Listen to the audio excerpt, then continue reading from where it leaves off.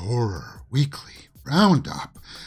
Welcome to Mirror Domains Movie News, your place for entertainment headlines, and indeed this is the Horror Weekly Roundup show. It's a live news show on YouTube, where we talk about all the trending horror movie news headlines of the day, including a lot of sequels being announced.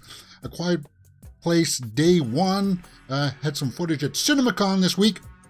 We got some news about the new Blade movie, a whole bunch of other upcoming movies in the slate. We got trailers for Wrath of Becky and Haunting in Venice. We'll take a look. Well, I don't know if we'll watch them, but we'll at least talk about them. But we start off today's show by talking about all the sequels, horror sequels, that are coming out. Let's get into it. Starting with The Pope's Exorcist 2 sequel in development for Russell Crowe movie. Okay, so The Pope's Exorcist is reportedly in development. Well, guys, the film currently holds a worldwide gross of $52 million against its reported $18 million budget. Oh yeah, when it makes $52 million and its budget's only $18 million. Guys, I didn't hate The Pope's Exorcist. I found it quite enjoyable. Now, it was your typical fare when it comes to exorcism movies. There was nothing in there that was groundbreaking, but I enjoyed, there was like a slight detective portion of it, kind of like them trying to investigate which demon was possessing this boy. And I found all that stuff really intriguing. Plus, Russell Crowe carried the movie on his shoulders with his acting.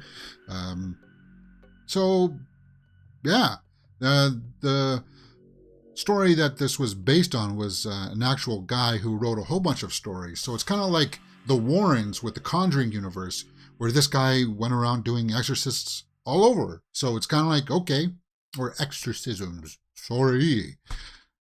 James, you said it wrong. Okay, sorry, my bad. But whatever. The Pope's Exorcist was directed by Overlord's Julius Avery. So who knows if they'll come back for that one. But yeah, this article just goes on to recap what the first one's about. You got any comments? Good, because the other cases he can work on that do rope books. Yeah, that's what I just said. 15 million domestic, but I've heard good things about it, so I can see why they would want a sequel. Yeah, money talks. Money talks. So there you go. The Pope's Exorcist. That's a good way to start off the day. With your coffee, learning about some horror sequels coming down the works. Yeah. When you make that kind of turnaround, it's kind of like it's a no-brainer. Talking about the Conjuring universe and the Warrens, let's talk about that. The Conjuring Last Rites, official title revealed for the upcoming 4th movie, Conjuring 4. Now, guys, we were going to do a full live watch-along for The Conjuring 3, but it was part of the polls and people just didn't want to watch it with me, so it's kind of like, bummer, man. Maybe we'll watch it this afternoon. No, I don't know.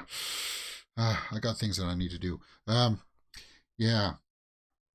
But I'm a big fan of the Warren story, mostly because of Vera Farmiga and Patrick Wilson that you can see there. No word yet if they are going to be returning. The Conjuring films are based on real-life case files of paranormal investigators Ed and Lorraine Warren, portrayed by, No word yet on whether they'll be returning, but we've got a title. The Conjuring Last Rites. You assume that it's going to be some kind of, perhaps exorcism story, but it's got to have those two. And why not?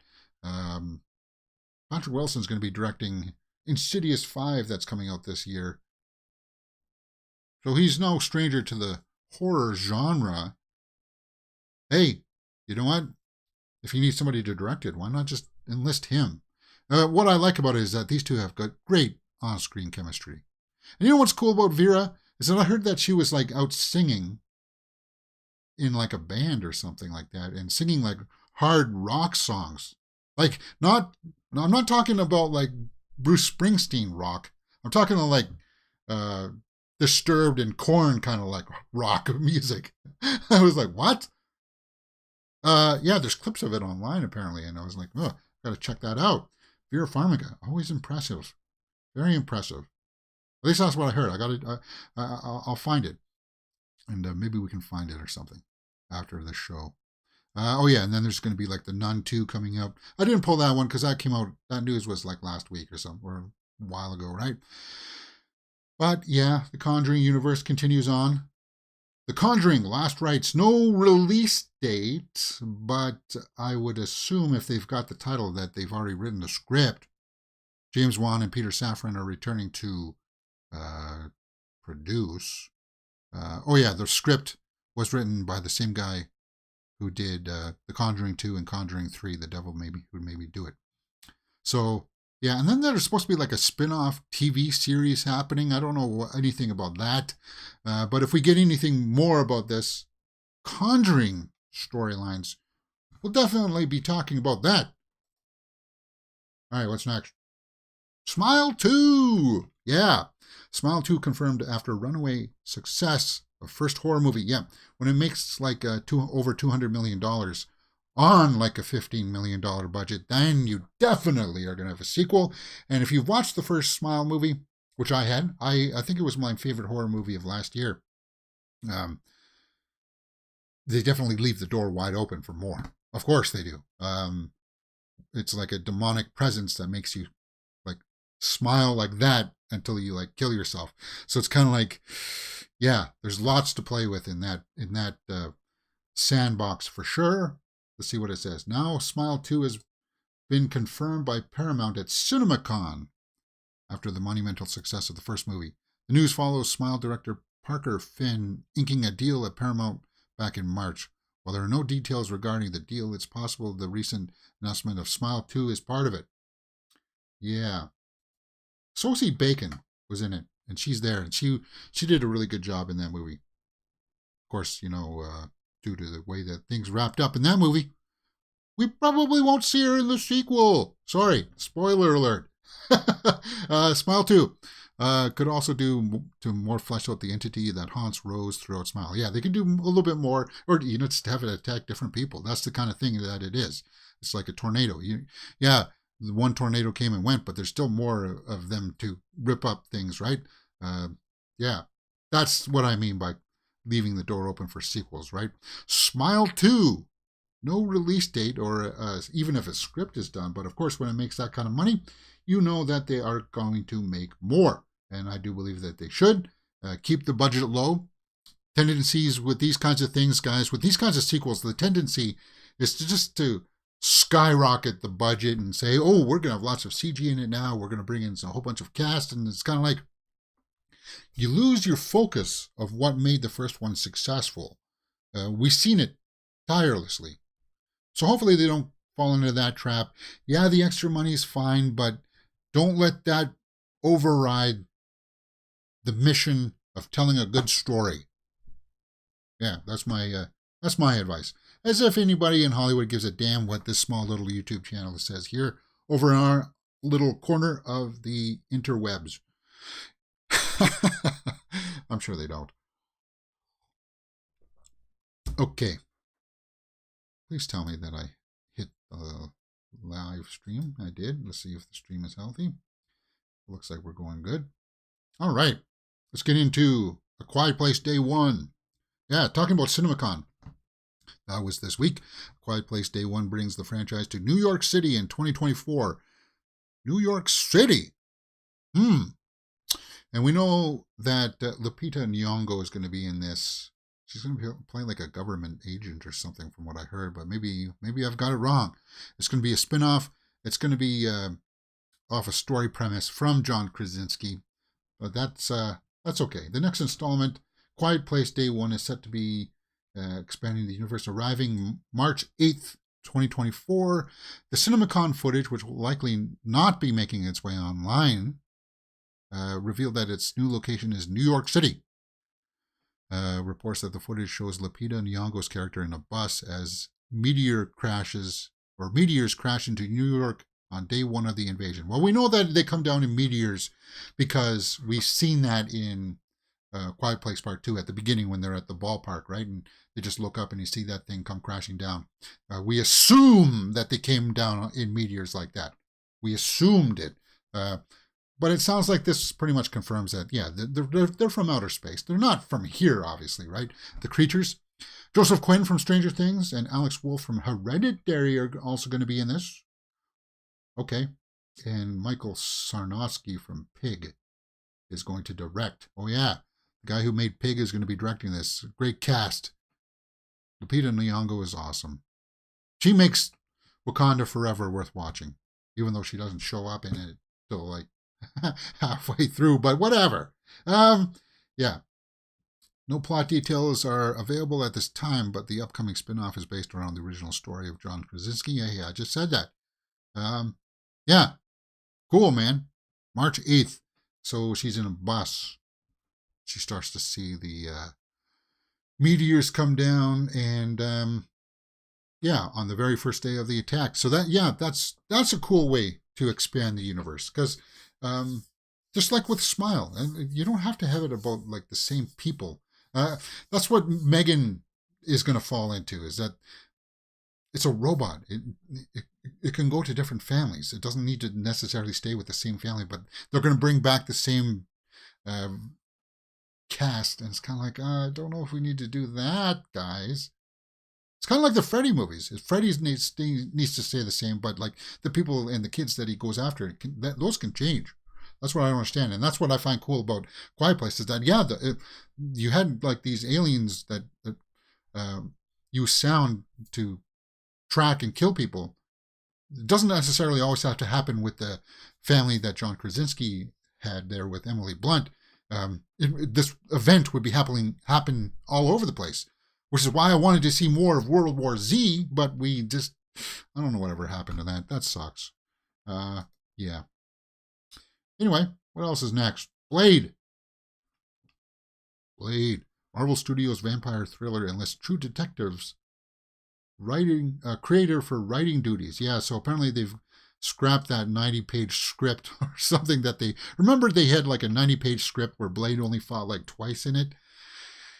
And it was kind of like, ugh, what is this? So we got some new writers in. It's not uncommon. The outlet says, from THR, Blade currently has a script by Michael Starbury, who earned an Emmy for nomination for penning an episode of Ava DuVernay's drama, whatever. Has been working off sources say Pizzolato is working on Starbury's draft and been keyboarding for a few weeks now. Okay, the True Detective Nick Pizzolato.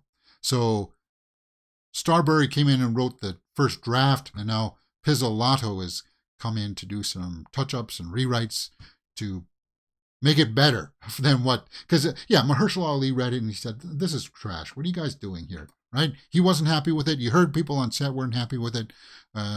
Mia Goth has joined the cast. We talked about that too. Delroy Lindo. So hopefully they can get this going. It's supposed to be set for release September 6th, 2024, but man, it's getting late to the... You would want to have this start shooting no later than this fall, and I don't know if they're going to be on track to make that. They probably will. It's just this late in the creative process. I'm the person who always says that I wish that the script was done even before they announce who's going to direct it and who's going to be starring in it. The story issues are done. I don't understand this Marvel, Lucasfilm approach of, we're just going to hire the talents. We're going to announce that the project's going to be coming, but we don't have a script yet. What? This is par for the course, right? This is good business. No, it's not. What's the big deal with having writers' rooms come in and craft these stories? You don't need just to have one writer. Get a bevy of them that bounce ideas off each other and crank out these stories that are functioning stories. And you say, well, okay, this is a functioning story where the character has an arc from beginning to end that can go into a series and stuff like that. What's wrong with that? There's nothing wrong with that. I don't understand why we're not taking that approach to filmmaking. We're still going back to this old, antiquated way of only one person can write the script. Why? And then, technically, James, there were two people that wrote the script, because you even said it here in your own story that Starbury came on and then now this other person came. No, I mean, like, they crafted together. They worked on it together. I mean, I don't care as long as the story's good. If I wrote it myself, or if, other people came in and helped me. It's just this whole thing is it's a tiresome argument that's gonna. It's like spinning your tires in the mud is what these studios are doing with this kind of stuff, and they don't have to, until they realize that they should be listening to a small guy on a YouTube channel out there in Canada. Yeah. But James, they probably do already. Whatever. All right, let's move on. The Watchers. The Watchers Barbarian star Georgina Campbell joins the cast of Ireland set horror movie. Ireland set horror movie. Fascinating. I did watch the Barbarian last year. I know that everybody likes the big reveal towards the third act, but that's when I actually found it. I found that it got a little bit weak in the third act, and people liked it because it was reminiscent of kind of like, what was it, Don't Breathe, where you get like those grotesque reveals about like human functions. People like that aspect of it. It's a movie that transforms halfway through and becomes something else. But anyway, I'm ragging on about that. Let's talk about what this Watcher is about. Georgina Campbell. I liked her performance in it, so there you go. So looking forward to that. THR reports that Campbell has joined Dakota Fanning to star in Isha Night Shyamalan's feature debut, The Watchers. Mina, a 28-year-old artist who gets stranded in the expansive, untouched forests of Western Ireland. When Mina finds shelter, she unknowingly becomes trapped alongside three strangers that are watched and stalked by mysterious creatures each night. Oh, okay, now that sounds fascinating. I do like a creature feature, and I do like stories that take place in the forest. Shades of the Relic, or not the Relic. Yeah, not the Relic. The Ritual, right? Well, the Relic was a creature feature, but yeah, the Ritual. We just watched that one, right? Production is tentatively to begin this summer in Ireland, with theatrical release scheduled June 7th, 2024. Campbell will play one of the three strangers, though no additional characters details have been given at this time. Okay. And Fanning will play Mina. Okay, so Dakota Fanning will play Mina. Campbell will be one of the strangers that is being attacked by these creatures. Fascinating.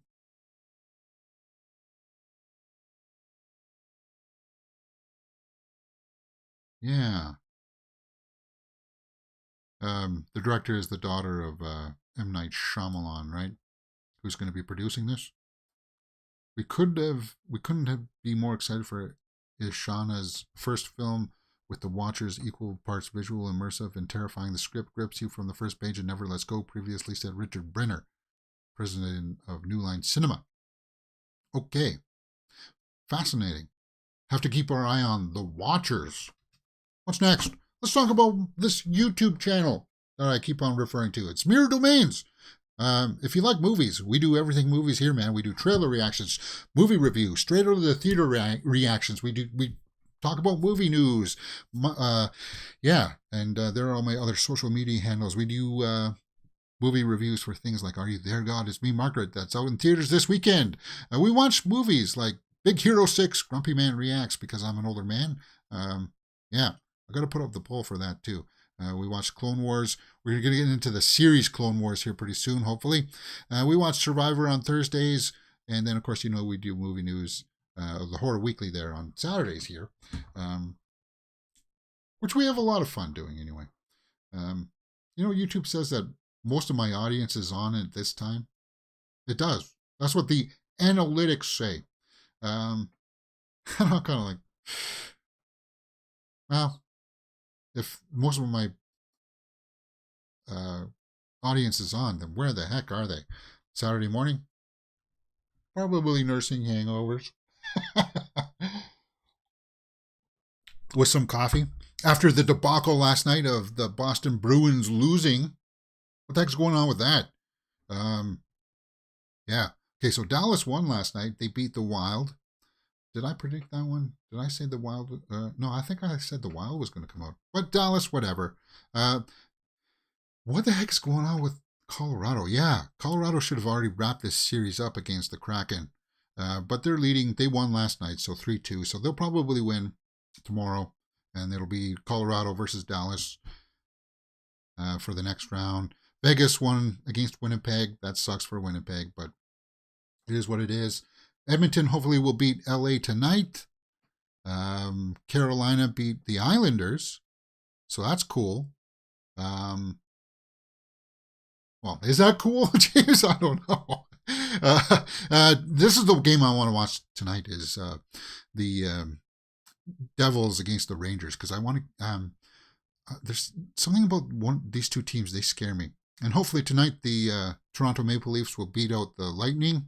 Let's just close that chapter, guys. We got to close it out. If the Lightning force a Game 7, that's not good. Just like the way that the Florida Panthers forced Game 7 with the Boston Bruins. I'm just like, oh my God, Boston.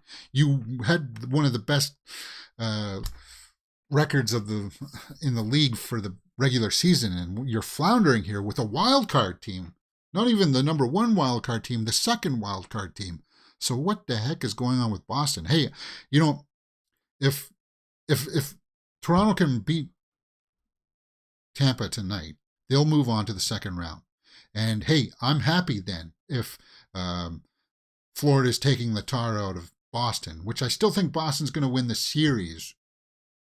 But if Boston had to go 7 games, they're going to be tired then for the second round. And hopefully the Leafs, if they come out of that series, will be able to take advantage of that. But that's just, hey guys, that's just my self-interest. I'm sorry that I'm bothering you with that. I'm just taking a little bit of a break here to see what I'm doing. Hey Weaver in the live chat says, hi James, I was multitasking, so I didn't want to respond earlier, but you should definitely read the book World War Z. Way better and more expensive than the movie. Cool. Yeah, I heard that. And I heard that is kind of like told in episodes where, yeah, it does tell different angles of like the outbreak from like different parts of the world, right?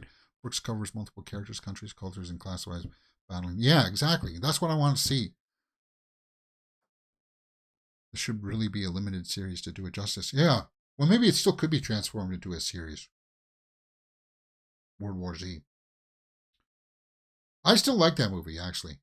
And I really like what they did with the reshoots going back, changing the end and stuff. Because the original story for the movie version of World War Z had Matthew Fox had a bigger role in it. Matthew Fox from the movie series Lost, who was the helicopter pilot, was supposed to have like this big, long sub plot of him seducing Brad Pitt's wife. And it just got weird. It was like, why is this part of the story kind of thing, right?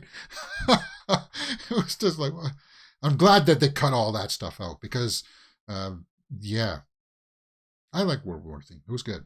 All right, let's get back into the horror movie news headlines. You're not me. The heck is You're Not Me? Well, it says, take a look. You're Not Me, Christmas set thriller acquired by theatrical release. So is that really a horror movie? Well, she seems horrified. Thriller. You're Not Me is featured debut directors Moises Ramira and Marissa Crespo has been acquired for worldwide theatrical release. The Christmas set thriller is described as a dark, elevated genre thriller with elements of satire focusing on two filmmakers' obsessions, family relationships, and social differences. Atina, the film, Itana, returns home for Christmas for the first time in 3 years to find that her parents have replaced her with an unknown woman. What? Okay, now that's weird. She is her own age, sleeping in her bed, wearing her clothes, living in her house, and treated by her parents as if she were their daughter. From the moment on, torn by jealousy, suspicion, and misunderstanding, Atana tries to find out what is happening, who is the intruder that has taken her place in the family, until she discovers an unexpected and disturbing truth that is darker and way bloodier than she could have ever thought possible. Well, that's creepy, right? You come home and your parents have somebody else they're treating somebody else like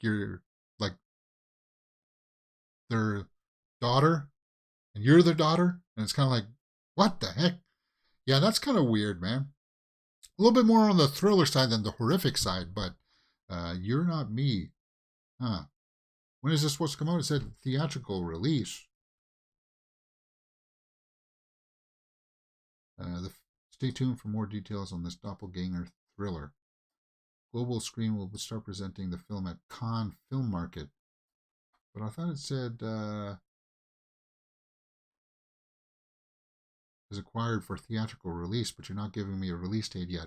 Maybe because somebody needs to figure out when that's supposed to be. But I'll keep my eye on that. That sounds interesting. Yeah, A. Weaver says sounds like a Twilight Zone book or episode. Yeah. Yeah, it does. Why is there a fruit fly in here? Oh, I don't think I got it. Huh. Oh well. I'll get it later. Huh. It's a decent movie, but not like the book at all. Yeah. Um, you know why? Because I bought a pineapple and I've been eating it. Anyway, and the sweetest fruits always attract the bugs. Anyway, shark movies. Let's talk about that. First look at Netflix's untitled Shark Attack horror movie from director Xavier Gens. So this is a shark movie that's going to be on Netflix. Fascinating. I do like shark movies. French filmmaker Xavier Gens, Frontiers in Cold Skin, is back with a shark attack movie for Netflix. Okay, the film doesn't have a title yet, but we know it's set in Paris. Wait a minute, Paris is nowhere near an ocean. What the heck are you doing? It's said to be an ambitious, elevated genre film. What, did they get locked in maybe an aquarium? Set in the summer of 2024, the film unfolds in Paris, which is hosting the World Triathlon Championships of the Seine River. I know that river. It's a big river. For the first time, Sophia, a brilliant scientist, learns from Mika, a young environmental activist, that a large shark is swimming deep in the river. Okay.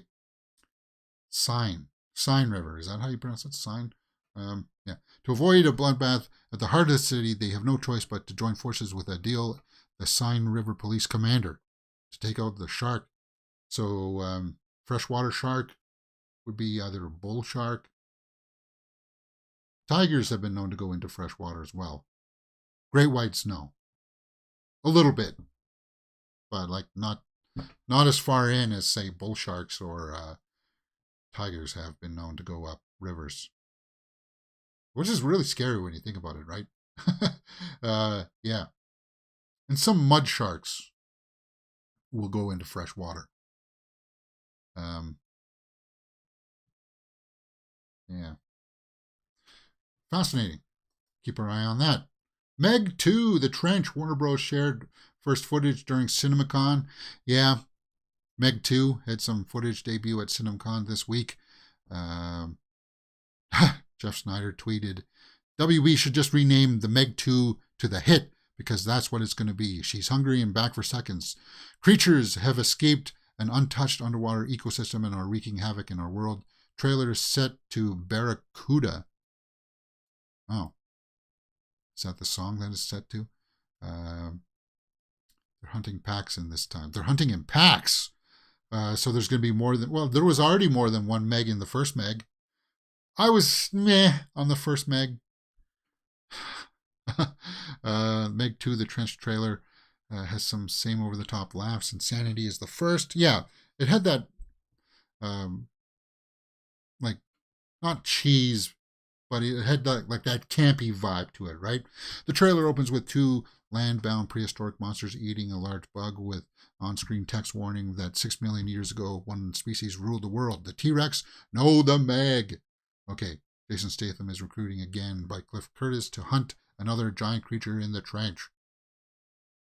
Okay, so August 4th is when this comes out. I would expect then, if they debuted this footage at CinemaCon, I would expect that a new trailer is probably just around the corner for August, May, June, July, August, 4 months away. Meg 2. Yeah, trailer for this is probably just around the corner. What would it come out on? Would it come out on Guardians of the Galaxy 3? Maybe? Possibly?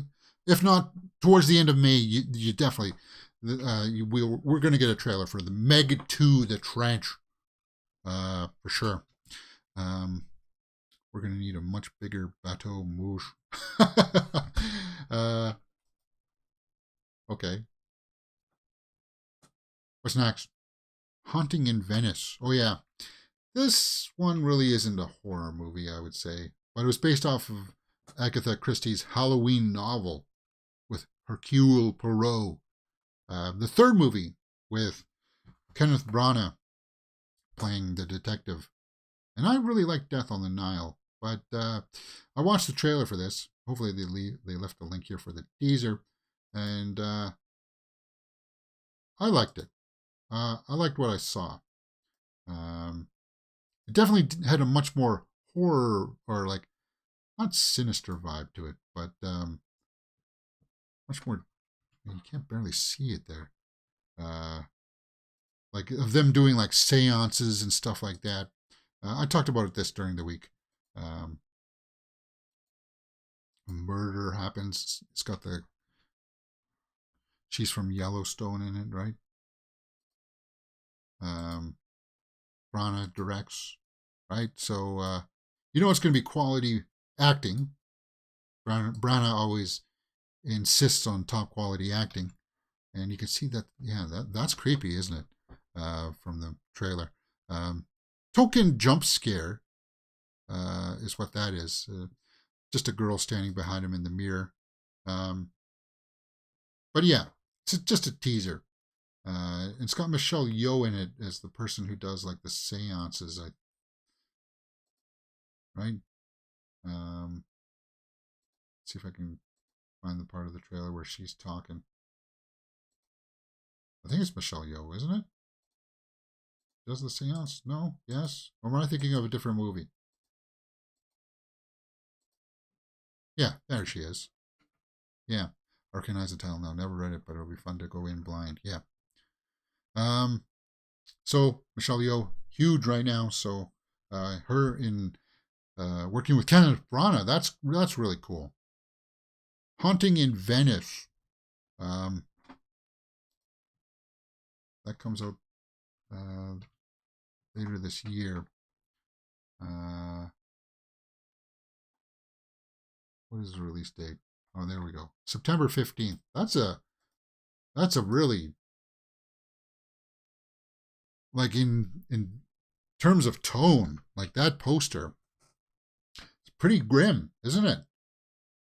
The skull. Only in theaters September 15th. Yeah, definitely difference in tone, and I like that. And cool, man. Haunting in Venice. I have to take a look for that one. They found us. Oh no, they found us. What's next? They found us. Neil Blomkamp's next movie is an alien abduction horror movie. Neil Blomkamp, well, he's no stranger for horror. He did that movie Demonic, which was kind of like a cyberpunk version of like demonic possession. Fascinating subject, but Neil Blomkamp's kind of like, we'll have to see, because he's doing the Gran Turismo movie right now, which will hopefully set him back on track of being like recognized as, you know, a quality director. That's what I want to hear. Yeah. But an alien abduction horror movie. And it's going to have Joel Kinnaman in it. Movie has been announced from Variety, from Joel Kinnaman, will star as in They Found Us. So what's this going to be about? From screenwriter Jeremy Slater, who did The Exorcist and Moon Knight. Okay. The movie is about a father and a daughter undertake a camping trip in the Utah wilderness to heal their broken relationship.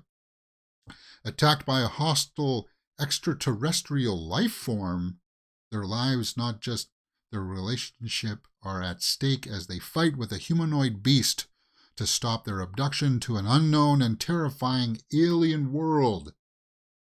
Joel Kinnaman, he can carry a film like that. It's not going to be super high budget, but okay. Neil Blomkamp, I know that people really want him to make District 10. I know that Sholto Copley and him we're working on the script for District 10, and we're talking about that. I hope he gets back to that. Just go back to the well that made you big and see if you can rework that magic. Because I know Chappie didn't work for people. Chappie had some ideas in it that I liked, but it's just, I don't know. Elysium, again, had some good ideas in it, but it was just, maybe, yeah. What to see. No release date. Is there a release date? Probably next year then.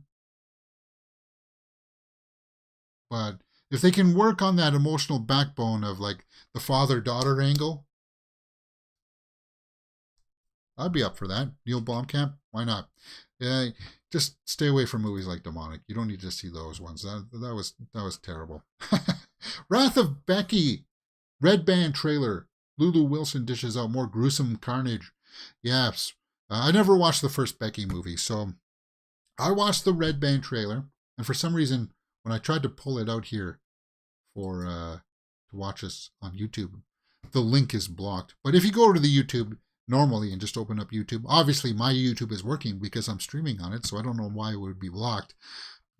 I watched it and I was like, I didn't see anything in here that could be Red Band, but these guys come along, they kill her, or they kidnap her dog, and in John Wickian style, she goes out and brutally, well, gets revenge.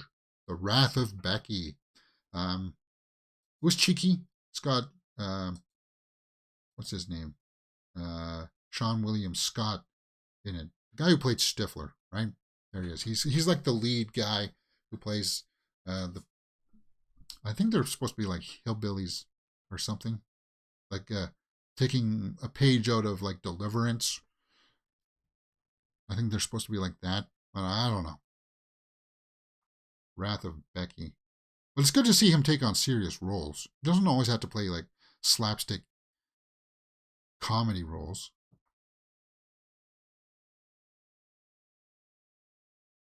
Because it's Red Band, probably shouldn't risk watching it, but when is this Wrath of Becky comes out? May 26th. So just a month from now, guys. Wrath of Becky will be released in theaters, which means I probably should try to track down a copy of Becky. Let's see, where's Becky streaming? Is that...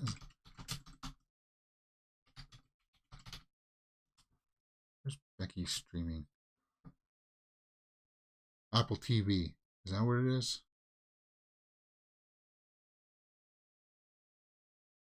On Hulu. Wait a minute. Because if it's on Hulu, then Disney Stars brings that in, right? Some things from Hulu. It's going to load up my Disney Plus page and see if Becky is on there. Let's just see.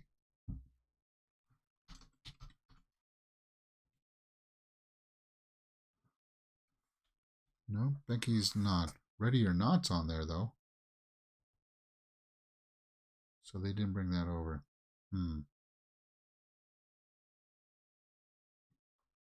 The Sorcerer's Apprentice. Whatever. All right. I think we're pretty much through the bulk of the show here, guys. Let's get into some hit or miss. It's a Wonderful Knife holiday slasher to star Jane Widdop, Joel McHale, and Justin Long. Holiday slasher. Plot details have been revealed about the unique holiday horror film. The horror It's a Wonderful Knife is heading to Cannes, James. Per deadline is in post-production. The movie will star, we talked about that. Widdop will be playing the protagonist, Winnie Carruthers. McHale is co-starring as her father, David, and Long playing Mr. Waters, the town patron. Okay, what's it about? Give me a synopsis here. Set in the idyllic Angel Falls, a year after saving her town from a psychotic killer on Christmas Eve, Winnie Carruthers' life is less than wonderful, but when she wishes she'd never been born, she finds herself in a nightmare parallel universe. Well, that's weird. And discovers that without her things could be much, much worse. Now the killer is back and she must team up with the town misfit to identify the killer and get her back to her own reality. Shades of Happy Death Day in there a little bit, right? With alternate universes and stuff. A little bit like that, right? When she wishes that she's never been born, she finds herself in a nightmare in a parallel universe. Yeah, a little bit like that, right? And then there's a killer after her. Very, very Happy Death Day. From co-writer of Freaky. Hey, we watched Freaky here. We did. I got to get back onto watching horror movies with you guys. Yeah, we got to get back to this. I don't know anything about Jane Widdop, but that sounds interesting. That's a hit. 7 horror movies, including The Black Demon, in theaters this week. Well, Black Demon wasn't playing anywhere near me. Scream 6 is now streaming, right?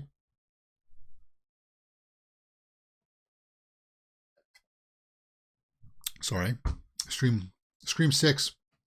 I don't know if we're going to do a watch along for Scream 6 right away. I think we'll probably wait until Scream 7 comes out. And we'll watch, like, you know how we watch the Scream movies, all of them? Yeah, that was fun doing that. That was really lots of fun. We will probably watch Scream 6 the week before Scream 7 comes out. Hopefully sooner rather than later. What else came out this week? The Tank. Oh, yeah. That's one where this family buys a house and finds like this water tank in their backyard, and it's got like a weird creature in it that starts eating them. Yeah, I want to see that one too, from New Zealand. All right, Bloody Disgusting. Why is your page stopped? Scream 6 finishes its box office run with right around the clock the same total as the original classic. Yeah, Scream 6 had a good run at the box office. Yeah. All right, I don't feel like talking about that anymore. I don't. Whatever. Yeah, that's it for the horror headlines. We talked about some of the other horror headlines out there already, and that's pretty much it. Let's just go over and see if I missed any other big trending movie news headlines that I might have missed from last night. Queer has reportedly begun filming with Daniel Craig. Okay. On Call, Troyan Belisario and Brandon something or other. It's going to star on for Prime Video. It follows a veteran female training officer and her rookie male ride-along as they navigate the loss of a fellow officer and politics of modern-day policing. Politics of modern-day policing. I like Troyan. She just had a kid or something, right? She took time off to have a family or something. She was from Pretty Little Liars. I think she was for me, I thought she was the most talented out of that cast. So I want to see her do more stuff. What's next? Delicate or happy birthday to Daniel Day-Lewis. Was it his birthday today or was that last night? Must be today, huh? Are You There, God? It's Me, Margaret is now playing in theaters. It's 99% on Rotten Tomatoes, man. Yeah, I did my review for that yesterday. Actually, I was really surprised about how high the ratings were. Let me pull up that again because I was like 99 and 98% yesterday, right? 99% by critics, 96% by the audience. So, yeah, people are liking this. And I got comments saying that not many guys are reviewing this movie. which is kind of a bummer. But just because it's about adolescent females growing up doesn't mean that guys can't watch it. I talked about that stuff in my review. Yeah, good. Go and see it if you can this weekend. If you've already seen Super Mario and the other big hits, a Bloody Meridian movie is in the works. Blood Meridian. I don't even know what the heck that is. The author of The Road. All right. Joseph Quinn, Quiet Place Day One. Yeah, we know that. He is now set to star opposite Paul Mescal, Barry Keoghan, and Denzel Washington in Gladiator 2. Yeah, apparently Joseph Quinn and Barry Keoghan are going to be playing like twins, or not twins, brothers. That'll be cool. True Detective is writing the new Blade script treatment. Yeah, we talked about that. Tom Cruise and Winnie the Pooh will take part in King Charles's coronation concert. That's next week, right? Winnie the Pooh. American Horror Story. Delicate, starring Emma Roberts, Kim Kardashian. Really? I don't like to say that name because I don't want to get inundated with ads. Cara Delevingne and Annabelle Dexter-Jones. Cara Delevingne, I like. I'm glad that you liked James. Maybe you guys can learn a little bit more about women watching Margaret. Well, yeah. I watched the movie with knowing that my mother's taking my niece to see it, and my niece is like in grade 6 now. So I watched that with the mentality of envisioning what their reactions to certain things are going to be like when they're going out and buying stuff. So it's kind of like, yeah. Even though they weren't there with me, because I had to watch it for opening weekend, that was the sentiment. Whoops. I don't know what the heck that is. New clip from Citadel. Okay, so I think that's where we left off yesterday.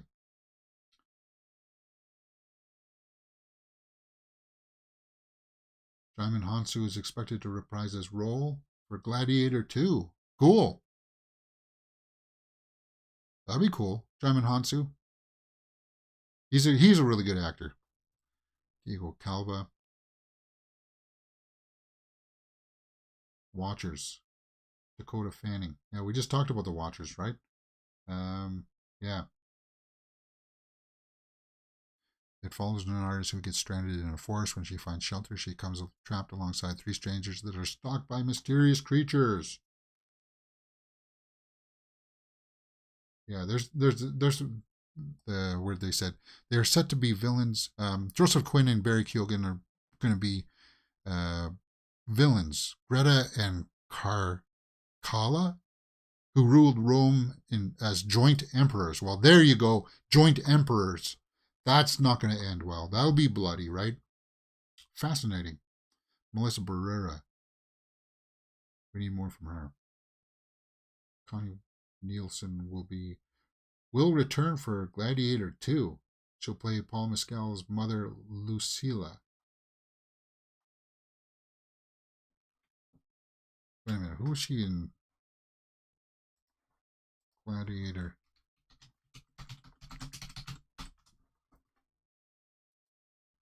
God, Gladiator was 2000.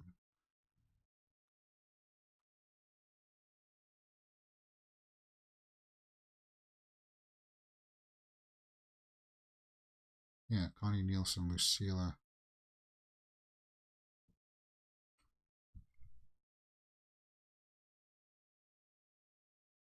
So you'll have Connie Nielsen and Djimon Hounsou coming back from the original cast. Yeah. Yeah, we need to do a full watch along with Gladiator someday. All right, guys, I think that's it for me. Yeah, that's it for me. We're 11:49. It's usually a shorter show for Horror Weekly anyway. I know that there's probably some more niche horror headlines out there that I missed, but it is what it is. It is the weekend. go out and, well, I'd say go out and enjoy it, but it's like been raining, man. Here where I am in the this part of the world has been raining. So I am at sometime this weekend. I am going to be watching Peter Pan and Wendy. So I don't know if I'm going to be watching with you guys, but I will be watching it, and I'll do a formal review for it tomorrow, for sure. So that on Monday, which is May 1st, right? We will be. I'll be publishing my best and my ranked movies for April, and I want to make sure that I can get Peter Pan and Wendy in there. That's on Disney Plus for my quota. Yeah. See here. Many of your viewers are on YouTube at 11 a.m. on Saturday. The most is going to be on at 1. At 1 p.m. And then so many are on Sundays. I should try to do a stream or something on Sunday. Maybe tomorrow on Sunday we could try doing the Peter Pan and Wendy. But it would have to be very, very, very limited. Like, I wouldn't be able to show that much because I don't want to get a strike. Not to see. I do want to see it, even though I hear that things are not good. Anyway, that's it for me. Go out and enjoy the rest of your day. Watch some hockey games. Watch some baseball. Have a hot dog or something. Hit that thumbs up button, and I'll see you next time. Enjoy your weekend on Mirror Domains.